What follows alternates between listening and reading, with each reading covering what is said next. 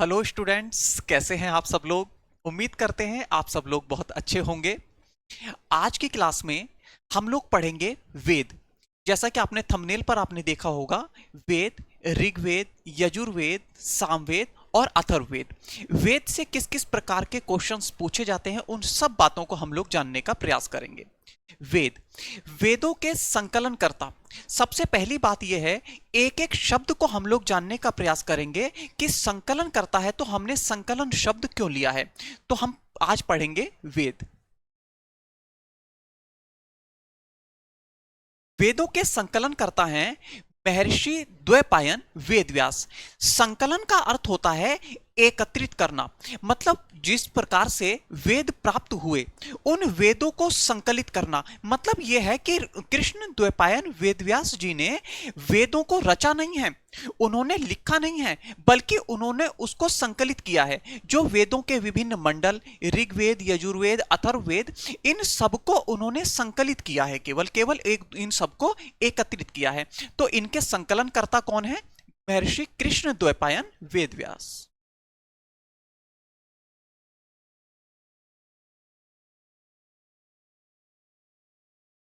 कृष्ण द्वैपायन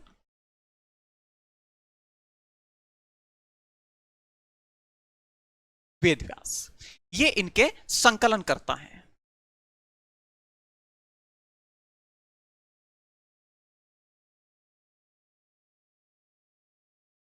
आप सोचेंगे कि जब संकलन करता है तो इनकी रचना किसके द्वारा की गई। तो ऐसा माना जाता है कि वेद अपौरुषेय हैं। अपौरुषेय का अर्थ होता है कि ये किसी पुरुष के द्वारा लिखे गए नहीं हैं। तो ये कैसे हैं? हम कहेंगे वेद जो हैं वो अपौरुषेय हैं।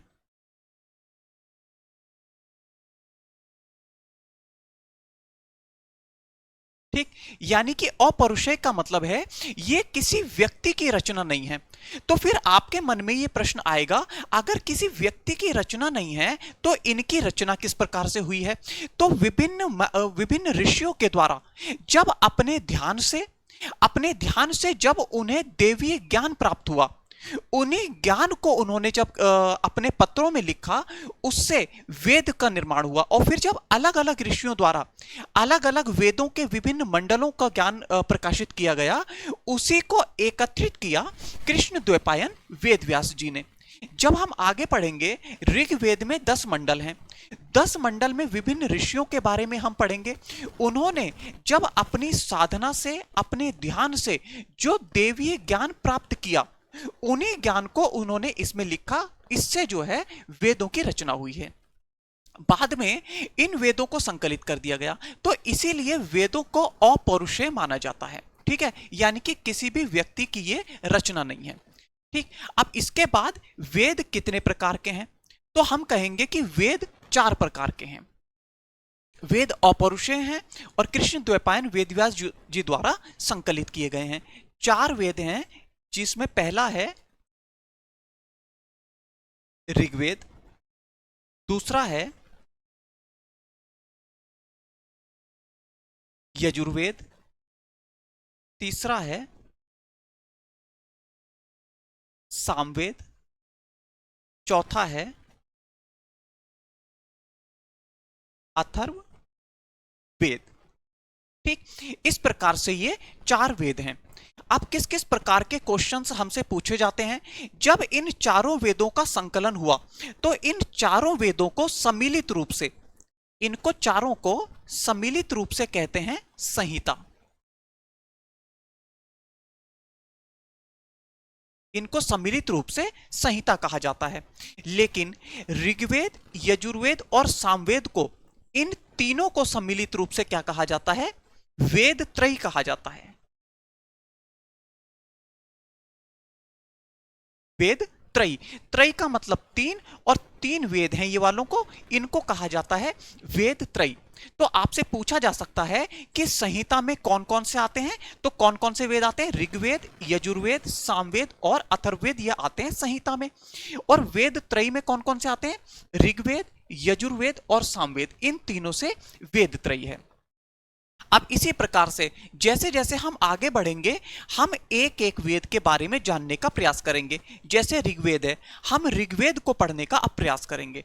तो वेदों के बारे में आपने पढ़ा कि वेदों के संकलनकर्ता महर्षि कृष्ण द्वैपायन वेदव्यास हैं। ये अपौरुष हैं, किसी व्यक्ति की रचना नहीं है। और वेद 4 प्रकार के हैं, इनको संहिता कहा जाता है चारों को मिलाकर, और 3 को कहा जाता है वेद त्रयी। ठीक, अब हम अपने आगे बढ़ते हैं और हम देखेंगे ऋग्वेद के बारे में।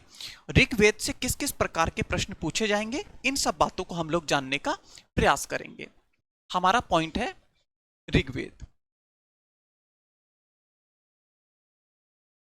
ठीक, और वेद जो हैं ये भारत के ही नहीं बल्कि पूरे विश्व के सबसे प्राचीन धर्म ग्रंथ हैं। कौन से धर्म ग्रंथ? अगर हम धर्म ग्रंथ की बात करें कि विश्व के सबसे प्राचीन धर्म ग्रंथ क्या हैं, तो हम कहेंगे सबसे प्राचीन धर्म ग्रंथ हैं वेद। और ये केवल भारत के ही नहीं बल्कि पूरे विश्व के सबसे प्राचीन धर्म ग्रंथ हैं। ठीक, अब हम जानेंगे ऋग्वेद के बारे में। ऋग्वेदों से हमें आर्यों के बारे में जानकारी प्राप्त होती है। ऋग्वेद से हमें आर्यों के बारे में,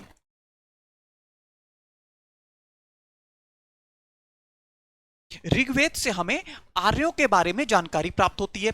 अब ऋग्वेद जो है ना केवल भारतीय आर्य बल्कि पूरी आर्य जाति, अगर हम आर्य जाति की बात करेंगे तो इसका मतलब चाहे वो भारत के आर्य हो चाहे वो भारत से बाहर के आर्य हो, इन सब के बारे में हमें जानकारी प्राप्त होती है ऋग्वेद से। ऋग्वेद से भारत के आर्य और चाहे वो भारत से बाहर यानी कि भारत क्षेत्र,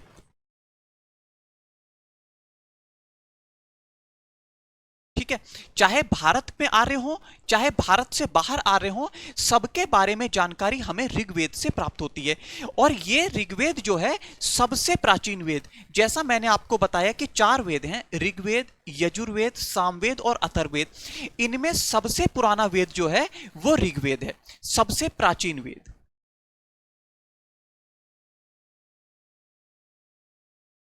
सबसे प्राचीन वेद कौन सा है? वो ऋग्वेद है। ठीक, अब इसमें हम आगे बढ़ते हैं। वेदों में जिस प्रकार से हम लोग देखते हैं, कोई भी एक पुस्तक देखते हैं तो पुस्तक को जब हम खोलें तो पहले उसमें इंडेक्स दिया होता है, उस इंडेक्स में विभिन्न चैप्टर होते हैं। इसी प्रकार से ऋग्वेद में 10 मंडल हैं।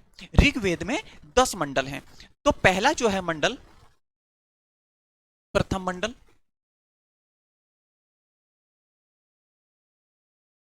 ठीक, इसी प्रकार से दूसरा,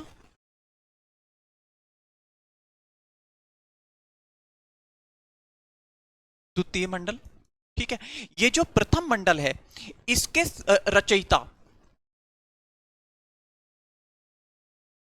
रचयिता का मतलब जिन ऋषियों ने ज्ञान आत्मसात करके, साधना करके जो ज्ञान आत्मसात किया, वो किस किस ऋषि द्वारा कौन सा मंडल की रचना की गई, इस बारे में हम लोगों को जानकारी होनी चाहिए।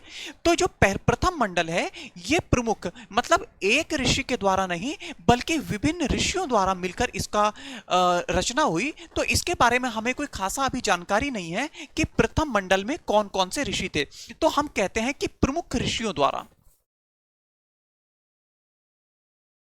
प्रमुख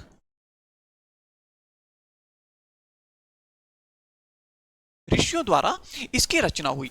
इसके बाद में जो द्वितीय मंडल है, द्वितीय मंडल के रचनाकार हैं ग्रस्तमद, ग्रत्समद,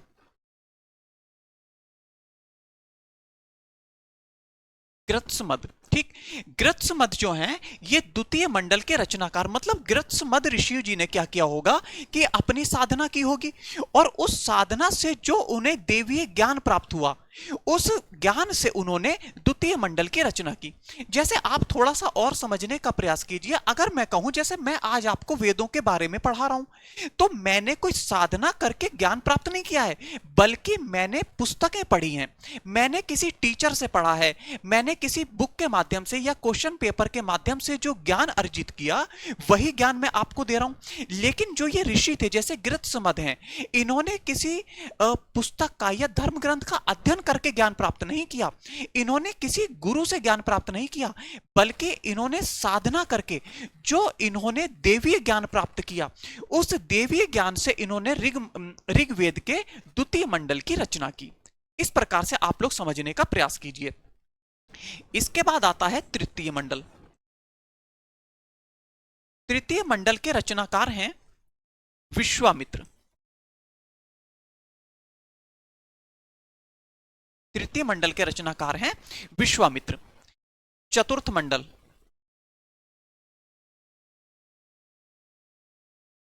चतुर्थ मंडल के रचनाकार हैं वामदेव। चतुर्थ मंडल के रचनाकार हैं वामदेव। इसी प्रकार से पांचवां मंडल यानी कि पंचम मंडल, और पंचम मंडल के रचनाकार हैं ऋषि अत्रि। ऋषि अत्रि। इसी प्रकार से छठा मंडल है जिसे हम कहेंगे षष्ठम मंडल।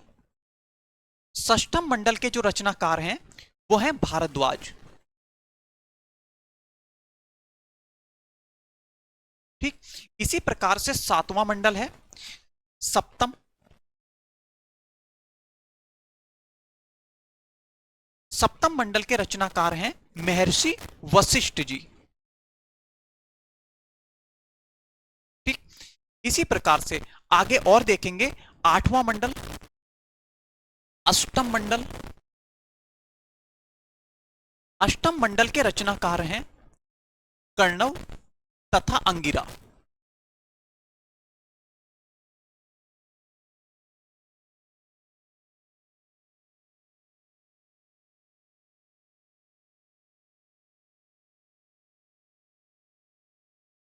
ठीक है। इसी प्रकार से नवम मंडल है प्रमुख ऋषि। मतलब इसके बारे में अभी हमें पता नहीं है कि कौन से ऋषि थे, तो ऐसा पुस्तकों में लिखा मिलता है कि प्रमुख ऋषि थे जिन्होंने नवम मंडल की रचना की। इसी प्रकार से दशम मंडल है। दशम मंडल के भी प्रमुख ऋषि। ठीक है। इस प्रकार से आपसे पूछा जाए ऋग्वेद में कितने मंडल हैं, तो आप कहेंगे ऋग्वेद में 10 मंडल हैं, 1 से लेकर 7 और ये 10। पूरे ऋग्वेद में कितने मंडल हैं, तो पूरे 10 मंडल हैं। अब जैसे मान लीजिए हम किताब में पढ़ते हैं 10 अध्याय, तो आप इसे इसी प्रकार से समझ के चलिए कि ऋग्वेद में 10 मंडल हैं। अब जब आपने अगर सूक्त, इसमें सूक्त हैं 1028, 1028 सूक्त। लेकिन यहां पर एक बात आप ध्यान से समझिए कि इसमें मूल रूप से आपसे पूछा जाए कि कितने सूक्त हैं, तो हम कहेंगे 1017।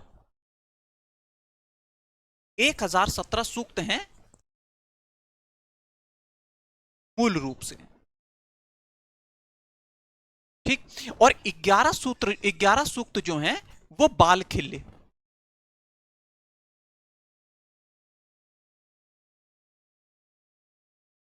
बालखिल्य सूक्त हैं 11 सूक्त जो है वो बालखिल्य सूक्त हैं, जिसको बाद में परिशिष्ट के रूप में जोड़ा गया। जैसे बहुत सी आप बुक्स पढ़ते होंगे तो उसमें बाद में परिशिष्ट दे रखा होता है, जैसे कि मतलब कुछ एक्स्ट्रा जानकारी दे रखी होती है।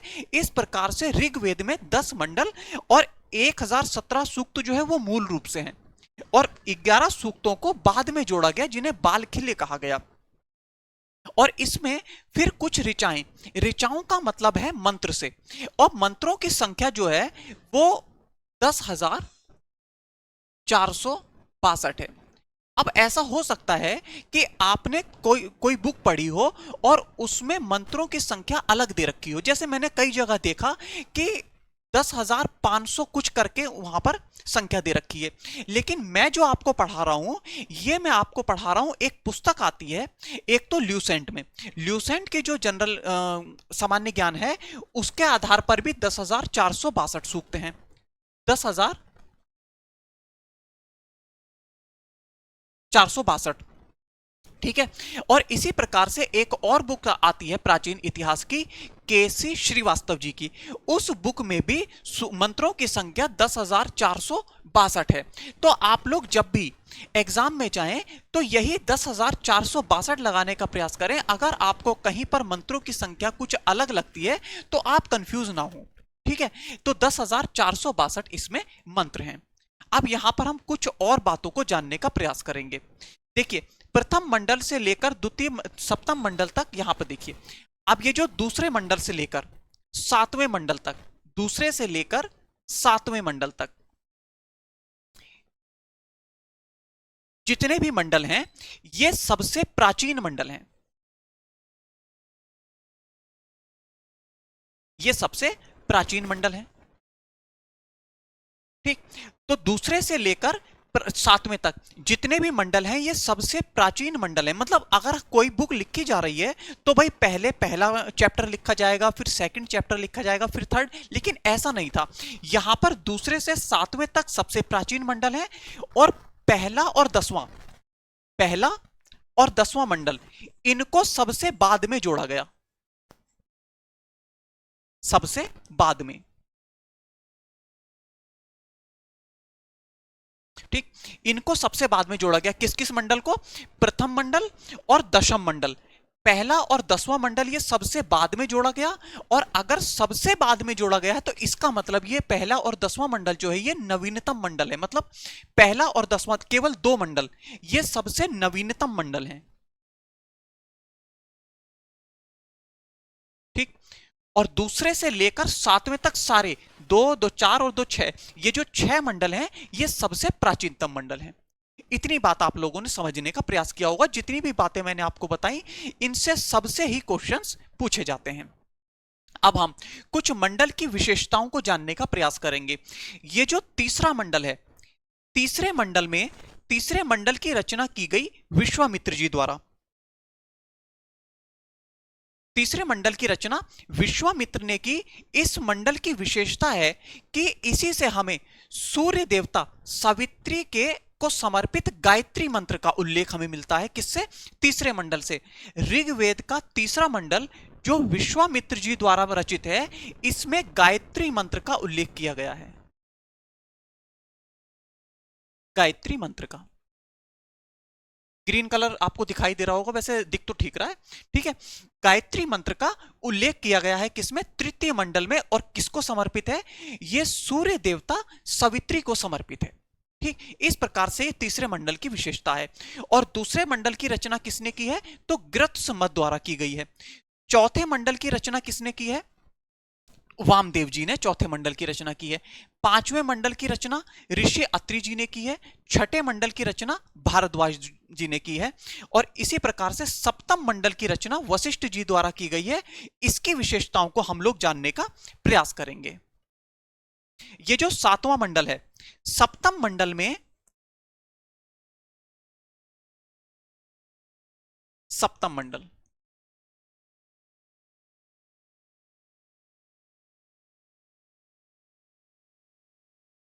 इसकी रचना जो है वो वशिष्ठ जी ने की है। और ये वरुण देव को समर्पित है।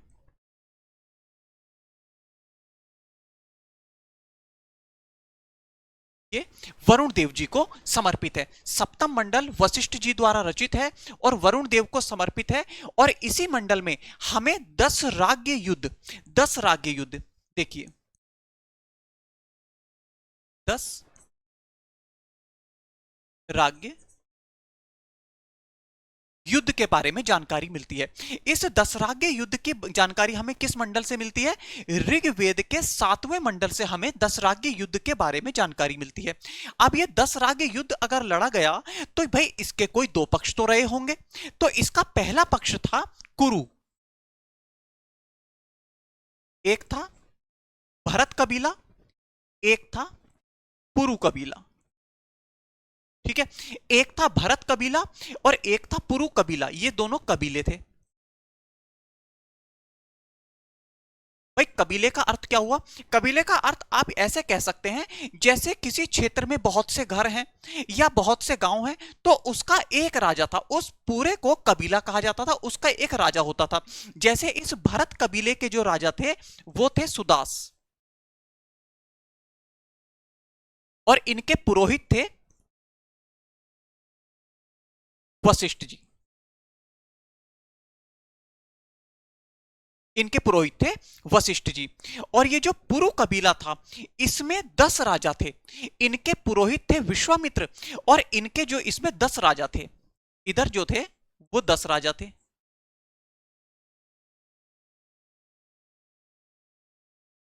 10 राजाओं का संघ था, ठीक।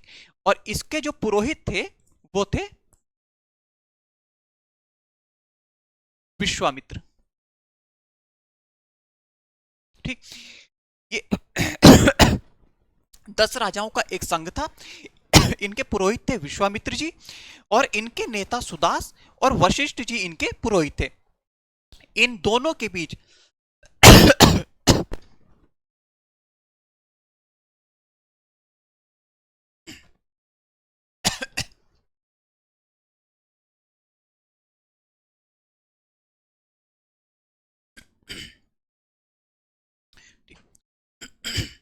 इन दोनों के बीच रावी नदी के तट पर,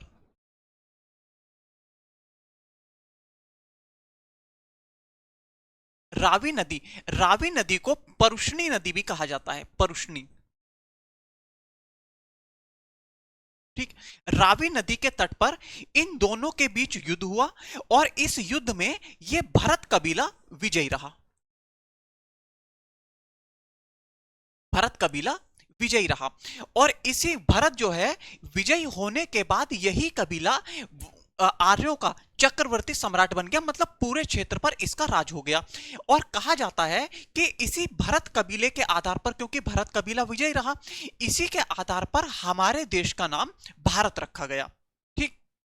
तो आपसे पूछा जाए, अगर आप पीसीएस से नीचे के एग्जाम की अगर तैयारी कर रहे हैं तो आपसे पूछा जाएगा कि 10 रागी युद्ध का वर्णन हमें किस मंडल में मिलता है ऋग्वेद के, तो आप कहेंगे 7वें मंडल में मिलता है। लेकिन आप पीसीएस या आईएएस की तैयारी कर रहे हैं तब आपको 10 रागी युद्ध के बारे में पूरा पता होना चाहिए कि 10 रागी युद्ध किन किन के बीच लड़ा गया।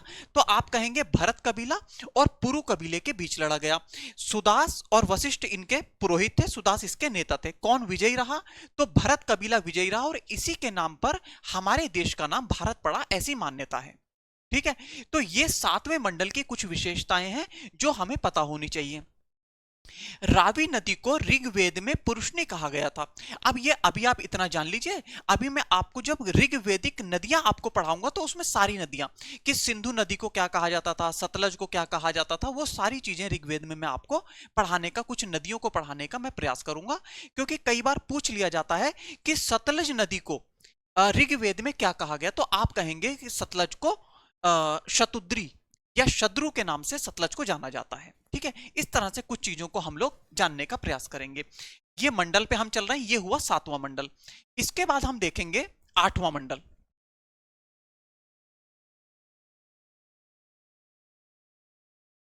ठीक। हम जानेंगे अष्टम मंडल के बारे में।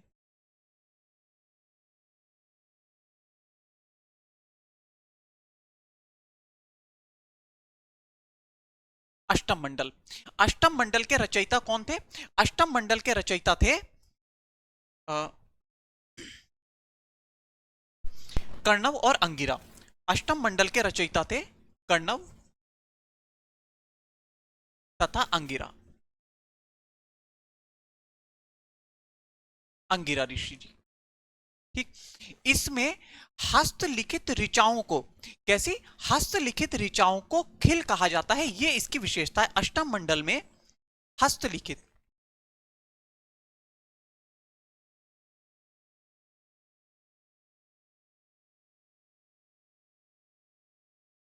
ऋचाओं को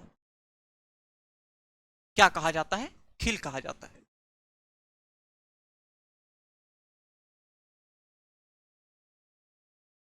आपसे प्रश्न पूछा जाए कि ऋग्वेद के किस मंडल की ऋचाएं हस्तलिखित हैं, तो 8वें मंडल की ऋचाएं जो है वो हस्तलिखित हैं।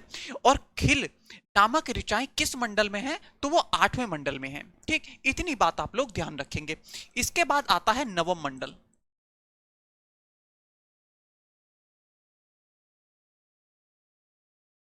नवम मंडल, नौवें मंडल जो है ये देवता सोम को समर्पित है।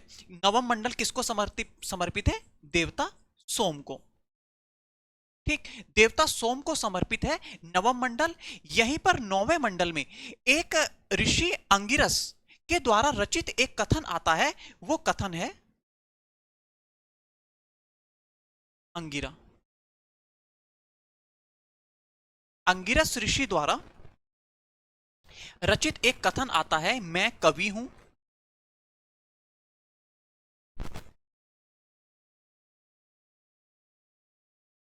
मेरे पिता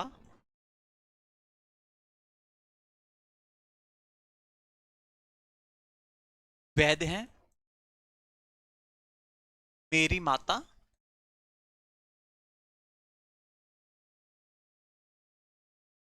अन्न पीसने वाली है।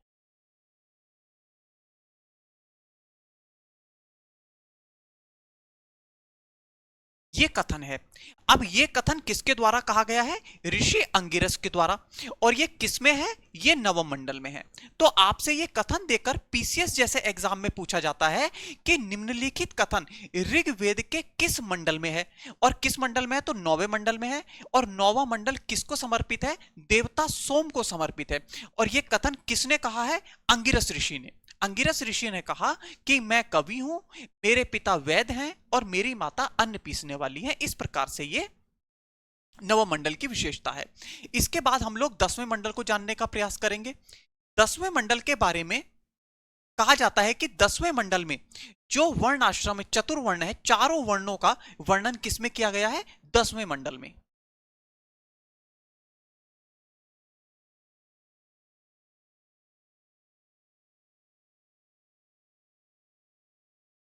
दशम मंडल, दशम मंडल में चार वर्ण कौन कौन से? ब्राह्मण,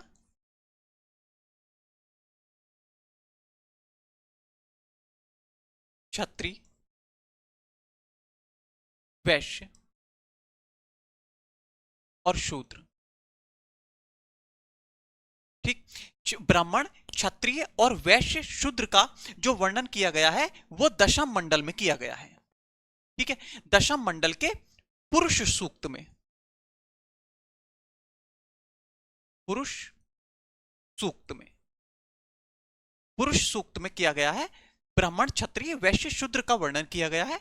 इसमें कहा गया है कि ब्रह्मा के मुख से ब्राह्मण, भुजाओं से क्षत्रिय, जांघों से वैश्य और पैरों से शूद्र की उत्पत्ति हुई है, ऐसा उसमें कहा गया है। लेकिन आप लोग केवल इतना ध्यान रखेंगे कि ये चारों वर्ण, यानी कि आपसे पूछ लिया जाए कि शूद्रों का वर्णन किसमें किया गया है, तो ऋग्वेद के 10वें मंडल में शूद्र जाति का वर्णन किया गया है। ठीक, इतनी बातें आप लोगों ने ध्यान दी। अब ऋग्वेद के जितने भी 10 मंडल थे उनके बारे में आप लोगों ने जानने का प्रयास किया। जितनी इंपॉर्टेंट बातें थी उन चीजों को भी आप लोगों ने जानने का प्रयास किया।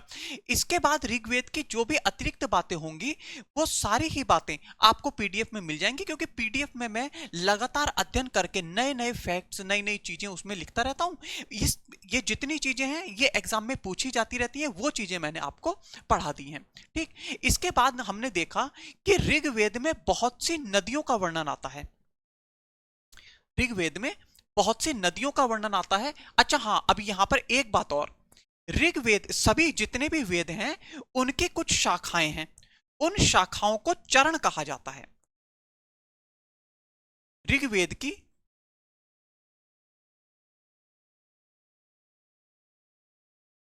शाखाएं, जितने भी वेद हैं, ऋग्वेद, यजुर्वेद, सामवेद, अथर्ववेद, उनकी शाखाएं हैं। उन शाखाओं को क्या कहा जाता है? इन्हें ही चरण भी कहा जाता है। जैसे ऋग्वेद की शाखाएं हैं शाकल, वाशकल,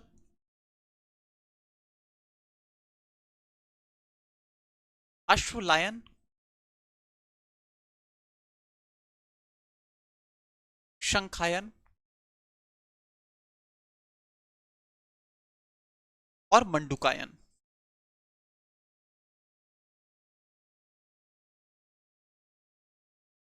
ठीक, ये इसकी शाखाएं हैं ऋग्वेद की। आपसे पूछ लिया जाए, ये सब देकर पूछा जाए कि ये किस वेद की शाखाएं हैं, तो आप कह देंगे कि ये ऋग्वेद की शाखाएं हैं। अभी जब हम आपको यजुर्वेद पढ़ाएंगे, जब सामवेद पढ़ाएंगे, उसमें भी उनकी शाखाएं पढ़ाएंगे, तो हो सकता है उनमें मिक्स करके पूछ लिया जाए कि इनमें से ऋग्वेद की कौन कौन सी शाखाएं हैं। तो आप लोग देखकर ज्ञान के आधार पर बताएंगे कि इसमें ऋग्वेद की निम्नलिखित शाखाएं, अभी यजुर्वेद बताएंगे तो उससे आपको अंतर हो जाएगा। लेकिन इस समय में जो जीवित शाखा है, ऋग्वेद की एकमात्र जीवित शाखा है शाकल शाखा।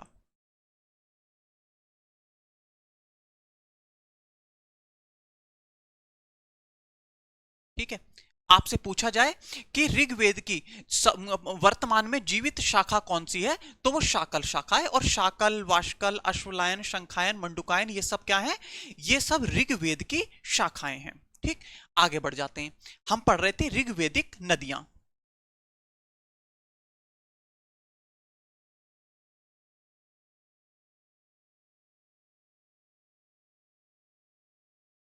नदियां, यहां पर नदियां इसलिए इंपॉर्टेंट हो जाता है क्योंकि कई बार पूछा जाता है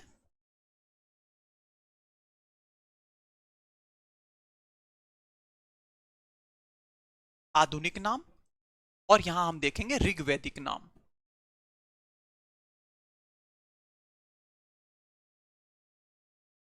ठीक, मतलब जिस जो हम आज कहते हैं सिंधु, सतलज, व्यास, रावी, चेनाब, झेलम, गंडक, घाघर, तो इस इन सब का उस समय विशेष नाम से ऋग्वेद में जाना गया था। उन्हीं चीजों को हम लोग जानने का प्रयास करेंगे। जैसे वर्तमान में जो सिंधु नदी है, ठीक, उस समय के ऊनी व्यापार के कारण उस नदी को सुवासा या ऊर्पावर्ती कहा जाता था। क्या कहा जाता था? क्योंकि इस नदी से, सिंधु नदी से ऊनी वस्त्र का व्यापार होता था, इसलिए उस समय ऋग्वेद काल में इसे सुवासा, सुवासा या ऊर्पावर्ती कहा जाता था। ठीक, इस नाम से इनको जाना जाता था। अरण्यनी भी कहा जाता था सिंधु नदी को, सुवासा या ऊर्पावर्ती। क्यों? क्योंकि इस सिंधु नदी से ऊनी वस्त्र का व्यापार होता था, इसलिए इसको इन नामों से जाना जाता था। ठीक, क्योंकि सिंधु नदी आर्थिक नदी थी, इसलिए इसको हिरण्यनी, हिरण्यनी नाम से भी जाना जाता था, क्योंकि इसका आर्थिक महत्व था। आर्थिक महत्व के कारण इसको हिरण्यनी कहा जाता था, आर्थिक महत्व के कारण। ठीक, और ऊनी वस्त्र के व्यापार के कारण इसको सुवासा या ऊर्पावर्ती कहा जाता था। इस प्रकार से आप लोग जानने का प्रयास करेंगे। सतलज, सतलज नदी को ऋग्वेद में शतुद्रा,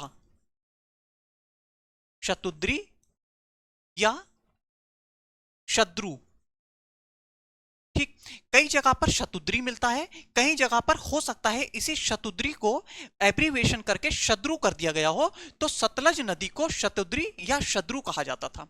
ठीक, इसी प्रकार से व्यास नदी, व्यास नदी को विपाशा कहा जाता था, व्यास नदी को विपाशा कहा जाता था। रावी, रावी नदी को पुरुषनी कहा जाता था, परुषणी। ठीक, अब आपको वहां पर पुरुषनी आ जाए या परुषनी आ जाए तो आप समझ लेंगे कि रावी नदी को परुषनी कहा जाता था। ठीक, चेनाब, चेनाब नदी को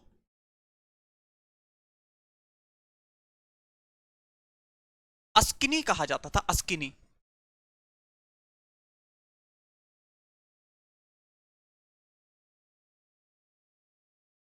और झेलम को वितस्ता कहा जाता था, यहां पर देखेंगे चेनाब, झेलम। झेलम को वितस्ता। ठीक, इसी प्रकार से झेलम को, गंडक को सदा नीरा कहा जाता था,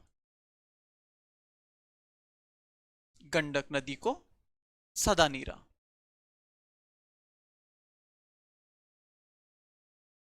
ठीक, इस प्रकार से तो ऋग्वेद में जितनी नदियां थी इस प्रकार से उन लोगों को जाना जाता, उन नदियों को जाना जाता था। इसके अतिरिक्त और भी कुछ नदियां हैं, जैसे कुर्रम नदी, जैसे कुर्रम नदी को कुब्रा कहा जाता था, कुब्रा। और ऐसे ही काबुल नदी को कुभा कहा जाता था। तो बहुत सी नदियां हैं, लेकिन लगभग इतनी नदियां आप लोगों को पता होनी चाहिए, क्योंकि व्यास नदी, विपाशा, रावी को पुरुषनी कहा जाता था। यह एग्जाम में काफी बार पूछा जाता है। ऋग्वेद के संबंध में जितनी भी जानकारी थी मैंने आपको बताने का प्रयास किया। अब हम आगे बढ़ेंगे यजुर्वेद पर, और यजुर्वेद को हम लोग जानने का प्रयास करेंगे। लेकिन आप लोग एक बात का ध्यान रखेंगे कि जब भी आपका टॉपिक पूरा हो जाए, क्योंकि मुझे अभी भी लगातार ऋग्वेद के बारे में कई बातें ध्यान आ रही हैं, क्योंकि ऋग्वेद के मंत्रों का उच्चारण करने वाले, ऋग्वेद के मंत्रों का जो उच्चारण करते थे,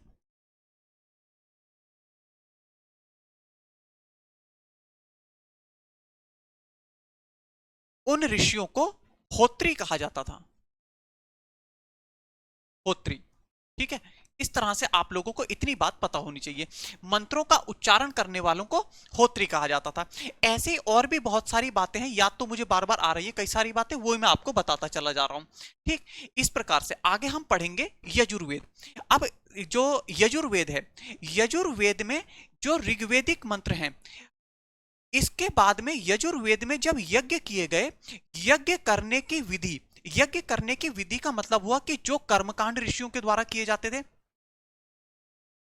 उन्हीं का, उनसे संबंधित जो मंत्र हैं वो किसमें दिए गए हैं? यजुर्वेद में। तो ऋग्वेद कैसा है, यजुर्वेद कैसा है? कर्मकांडी ग्रंथ है। कर्मकांडी ग्रंथ होने का मतलब यह है कि यजुर्वेद में,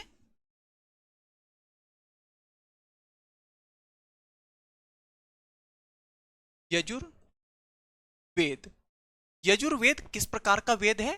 कर्मकांडी। कर्मकांडीय होने का मतलब यह है कि यजुर्वेद में यज्ञ करने की विधि, मतलब किस प्रकार से यज्ञ किया जाना है, किस प्रकार से कर्मकांड किया जाना है, उसके विधि और नियम दिए गए हैं। यज्ञ करने के विधि और नियम यजुर्वेद में दिए गए हैं। ठीक, यजुर्वेद में जिन ऋषियों के द्वारा इस यज्ञ में मंत्रों का उच्चारण किया जाता था, भाई यज्ञ में अगर ऋषि लोग यज्ञ कर रहे हैं और जो कर्मकांड जिनको पता है, अगर वो यजुर्वेद के मंत्रों का उच्चारण करेंगे तो उन ऋषियों को कहा जाता था अधर्व्यू। क्या कहा जाता था? अधवुर, या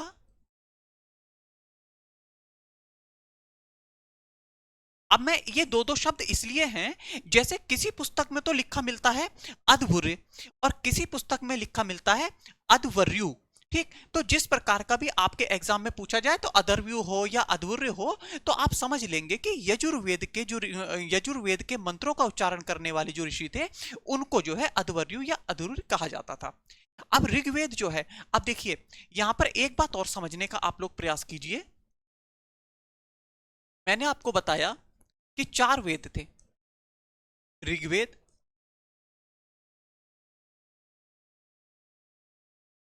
यजुर्वेद, सामवेद और अथर्ववेद। ये जो सारे ही वेद हैं, ये चारों ही वेद पद्य में हैं। ठीक है, पद्य में है। लेकिन यजुर्वेद जो है, ये पद्य में होने के साथ साथ ये गद्य में भी है। यजुर्वेद जो है ये पद्य में होने के साथ साथ गद्य में भी है, ये बात आप ध्यान रखेंगे। आपसे पूछा जाए ऋग्वेद, सामवेद, अथर्ववेद केवल पद्य में है, लेकिन यजुर्वेद जो है वो गद्य और पद्य दोनों में है। अब आप सोचें कि सर गद्य और पद्य क्या होता है? ये जो विषय है वो सामान्य हिंदी का है। जिस समय हम लोग सामान्य हिंदी पढ़ाएंगे आपको, उस समय हम लोग बताने का प्रयास करेंगे कि गद्य क्या होता है और पद्य क्या होता है, लेकिन वो इतिहास का विषय नहीं है, इसलिए यहां पर हम लोग नहीं बता रहे हैं आपको। ठीक है, आप इतनी बात ध्यान रख लेंगे कि ये ऋग्वेद, सामवेद, अथर्ववेद पद्य में है, और लेकिन यजुर्वेद जो है पद्य और गद्य दोनों में है। ठीक, अब देखिए यजुर्वेद की शाखाएं।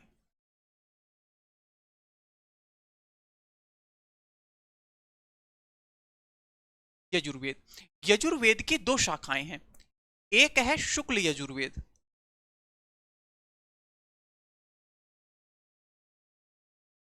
शुक्ल यजुर्वेद। ये शुक्ल यजुर्वेद जो है ये पद्य में है। ठीक, शुक्ल यजुर्वेद जो है ये केवल पद्य में है। और दूसरा है कृष्ण यजुर्वेद।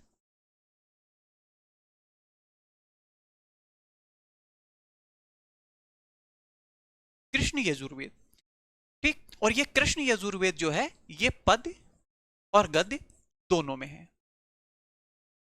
अब इसकी जो शुक्ल यजुर्वेद है इसकी दो शाखाएं हैं। इसकी दो शाखाएं हैं, एक है मध्यांदिन और कर्णव। ठीक, एक है मध्यांदिन तथा दूसरी है कर्णव। ठीक, ये दो शाखाएं हैं इसकी। और शुक्ल यजुर्वेद को वाजस्नेयी संहिता भी कहा जाता है, क्योंकि इनकी रचना जो की थी वो उनके पुत्र थे वाजस्नेयी, तो उस आधार पर इनको वाजस्नेयी संहिता भी कहा जाता है। ये थोड़ा थोड़ा आप लोग ध्यान रखेंगे, लेकिन इससे ज्यादा पढ़ाएंगे तो वो ज्यादा गहराई में जाने की बात हो जाएगी, उतना आपके एग्जाम के लिए जरूरत है नहीं। इसी को वाजस्नेयी संहिता,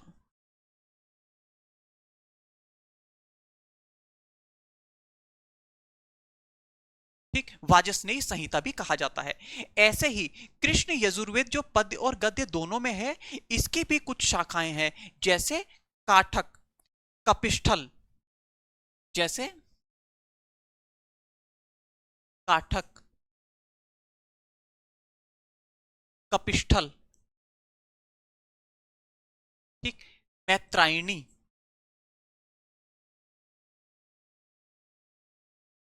ठीक, और इसकी एक और शाखा है तैती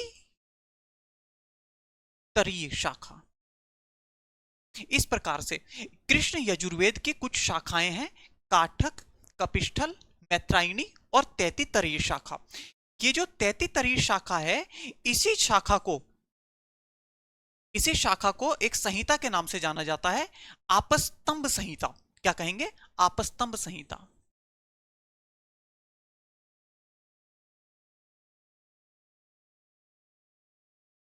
आपस्तंभ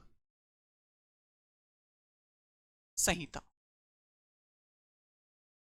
इसको आपस्तंभ संहिता भी कहा जाता है। ठीक, तो यजुर्वेद है, कर्मकांडीय ग्रंथ है, इसके मंत्रों का उच्चारण करने वालों को अथर्वयु कहा जाता है। शुक्ल यजुर्वेद, कृष्ण यजुर्वेद, इसकी दो शाखाएं हैं, और इनकी भी दो उप शाखाएं हैं, जैसे मध्यांदिन और कर्णव। और कृष्ण यजुर्वेद की चार हैं, काठक, कपिष्ठल, मैत्रायणी और तैतीतरीय, जिसे आपस्तंभ संहिता भी कहा जाता है। यजुर्वेद का अंतिम अध्याय जो है, यजुर्वेद का जो अंतिम अध्याय है उसको कहते हैं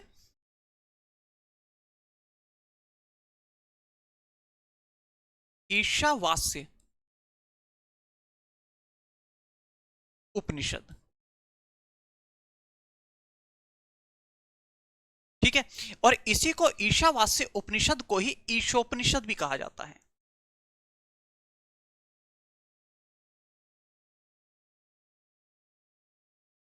ठीक है, इसी को ईशोपनिषद भी कहा जाता है। ईशावास्य उपनिषद को ईशोपनिषद भी कहा जाता है, और यह क्या है? यजुर्वेद का अंतिम अध्याय।